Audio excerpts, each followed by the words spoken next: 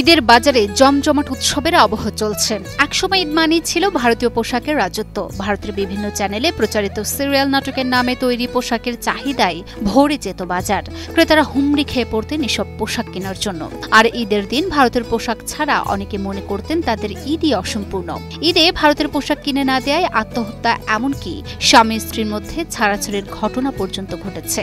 তবে এবারের ঈদের দৃশ্যপট বদলে গেছে। ভারতীয় পোশাকের সেই রমরমা ব্যবসা এখন অনেকটাই শূন্য। ভারতীয় পোশাক রেখে কি কিনছে মানুষ? কোন পোশাকেরই বা চাহিদা বেশি?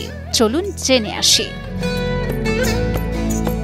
জুলাই অভ্যুত্থান পরবর্তী সময়ে ভারত বাংলাদেশ সম্পর্কের টানাপোড়েনের ছাপ পড়েছে ঈদ বাজারেও। তবে পাকিস্তানের সাথে নতুন সম্পর্কের সূচনা বাংলাদেশের বাজারে দৃশ্যমান হয়েছে। ক্রেতারা যেন সচেতনভাবেই ভারতীয় পোশাক বয়কট করে পাকিস্তানি পোশাকের প্রতি আগ্রহ বাড়িয়েছে।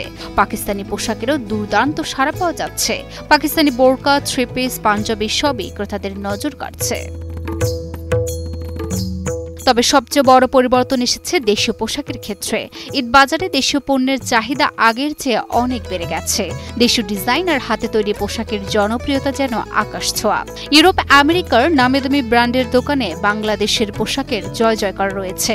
দেশেও পোশাকের বড় বড় ব্র্যান্ড গড়ে উঠেছে। গত কয়েক দশকে বাংলাদেশে গড়ে উঠেছে অনেক ফ্যাশন হাউস। ঢাকা ও ঢাকার বাইরে ফ্যাশন হাউসের সংখ্যা 50,000। ফ্যাশন হাউসগুলো ঈদ উল ফিতর উপলক্ষে নতুন নতুন পোশাক বাজারে নিয়ে এসেছে। আর এসব পোশাক এখন ক্রেতাদের তালিকার শীর্ষে। শুধু দেশীয় পোশাকই নয়, পাকিস্তানি ড্রেসও এবারের ঈদে পেছনে পড়ে নেই।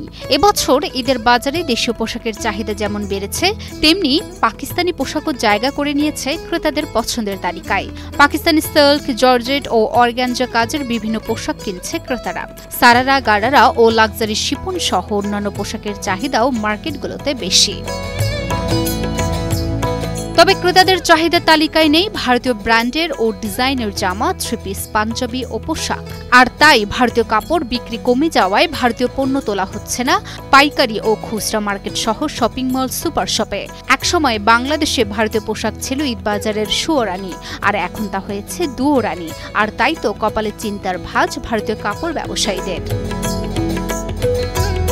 ঈদকে ঘিরে প্রতি বছর ভারত থেকে অনেক পোশাক আমদানি করা হতো, কিন্তু এবার ভারতকে টপকে পাকিস্তান থেকে পোশাক আমদানি করা হয়েছে, যার কারণে ভারতের পোশাক আমদানি কমেছে, বেড়েছে পাকিস্তানের। জাতীয় রাজস্ব বোর্ডের তথ্যানুযায়ী গত 3 মাস ডিসেম্বর থেকে ফেব্রুয়ারি পর্যন্ত ভারত ও পাকিস্তান থেকে 22,35,000 পিস পোশাক আমদানি হয়েছে। গত বছরের রোজার আগে একই সময়ে আমদানি হয়েছিল 26 লাখ পিস পোশাক। ভারত থেকে গত 3 মাসে 13,29,000 পিস পোশাক আমদানি হয়েছে। এসব পোশাকের শুল্কায়িত মূল্য 45 কোটি টাকা। গত রোজার আগে একই সময়ের তুলনায় এই সংখ্যা প্রায় 4.5 লাখ পিস কম। পাকিস্তান থেকে এবার 3 মাসে প্রায় 9 লাখ পিস পোশাক আমদানি হয়েছে।